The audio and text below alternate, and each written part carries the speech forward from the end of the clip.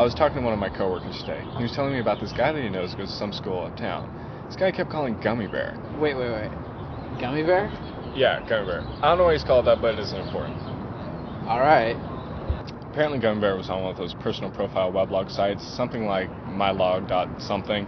You know, the ones where you chat with people and push your day-to-day activities like you're so self-important and think people need to know that crap. They call them blogs. Stupid blogs. They're so lazy they have to drop off the first two letters. Not only that, but... Okay, let's just move on. Oh, okay. Well, anyway, this Gummy Bear guy gets bored or something and decides to create a fake person on the website. Fake young woman, to be exact. He really gets in depth with it, too. He even uses some pictures of some hottie that he found online.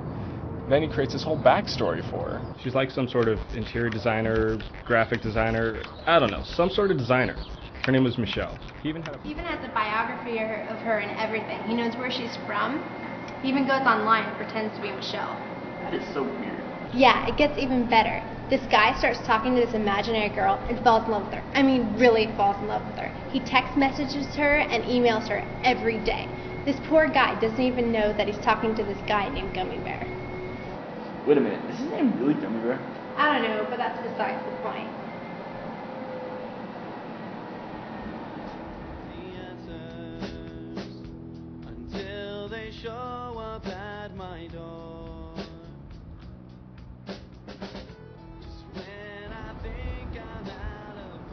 So I met this girl online. I think she could be the one. Oh yeah? Yeah. She's a designer. Mm-hmm. And she's smart. Mm-hmm. And she's pretty. Mm-hmm. Oh, and she likes comics too. Oh, really? Yeah. We have so much in common. Like soulmates. Yeah, it gets even worse. He eventually gets a hold of Gummy Bear's cell phone number. Must have been a dead giveaway. No, not at all. He doesn't have a personalized voicemail. It's just some generic operator that says the phone number and gives the prompts. So he just never answers the phone. So it always goes to the voicemail. So now this poor guy is calling, leaving voicemails and text messaging Gummy's phone all the time.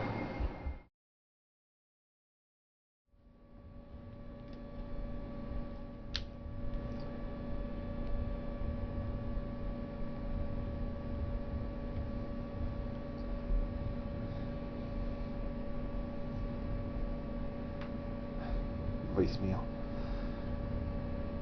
Hello, Michelle. It's Douglas.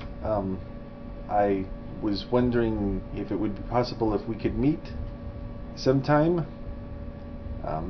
in person. I gave you my number so you can call me, or you can talk to me on email like we have been doing. I guess I'll look for you online tonight. Okay, bye. Eventually it came to the point where Gummy Bear couldn't stop avoiding a meeting with the guy. There was no way around it, so he agreed to a first-time meeting at the square. Gummy Bear didn't know how truly interested this guy was. He thought he was going to be a no-show, so he went to the square to see if the guy would actually be there. So did he show up? Not only did he show up, he bought flowers and wore a tie. So did Gummy Bear go over there and tell him that the whole thing was a farce? Farce? You talk like my grandma. He went over to a street vendor and bought a sandwich and waited to see how long the guy would wait.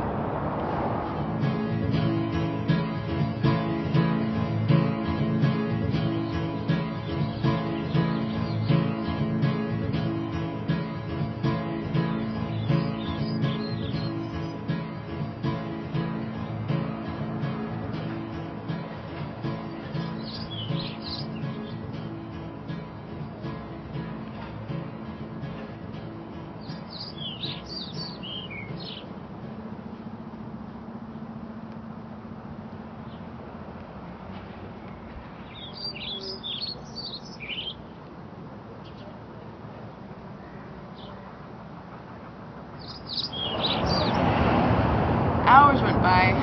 Gummy Bear just ended up leaving. It must have been it for the poor guy. Unfortunately for him, he was not that easily discouraged. He continued to email and converse with Gummy Bear.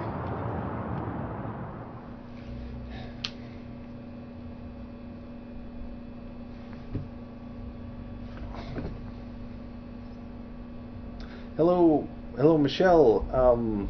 Yeah, it's Douglas. I didn't see you at the park today. I got kind of worried. I'd like to hear from you soon. You have my cell phone number. Give me a call. Okay, bye.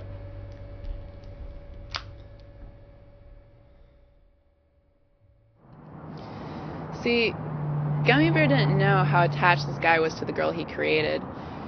His little scam ended up getting a bit more serious than he was prepared for. He knew that he had to do something to end the whole situation. He would think that the easy way out would be to email the guy and fess up. But there was something that just wasn't right about the Gummy Bear. He did it the hard way. He took the time to reconcile with the poor guy and set up the most elaborate breakup that one could do in an internet relationship. When you think about it, it totally makes sense that Psylocke wears ninja butt floss. I mean, it allows for an ease of movement and ninja action that normal clothing wouldn't call. What? Do you have issue 23 of this? Did you see it on the wall? No. Then you're not finding it, are you? Sure. So, she agreed to meet me Tuesday of next week. I mean, she couldn't meet me earlier because she's going up to Seattle for a designers convention. Yeah. But, you know.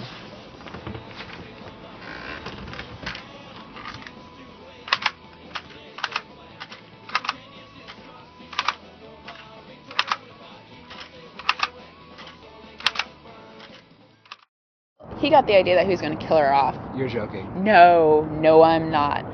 He told the guy that the girl was going to go to Seattle for some reason. He sent messages that confirmed she was in Seattle. He even had email postcards that said Seattle on them, sent to firmly establish that she was up there. Finally, on Monday morning, he sent a message that said she was leaving Seattle and that she would call him when she got home. He was so stoked that she was going to call him, but he never got a call.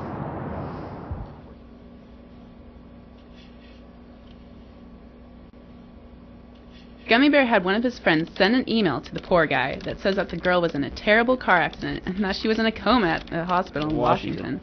The next day, he sends a follow-up email announcing the news that she passed away in the night and that she's in a better place now and all that crap.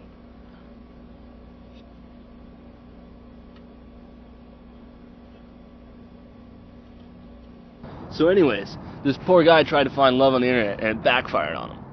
One of the saddest things about this is that this poor guy's never going to figure out he got played like that. And the worst thing you ever heard, Doug?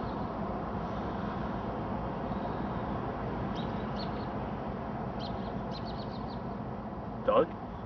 Doug? Doug, are you okay? You okay, Doug?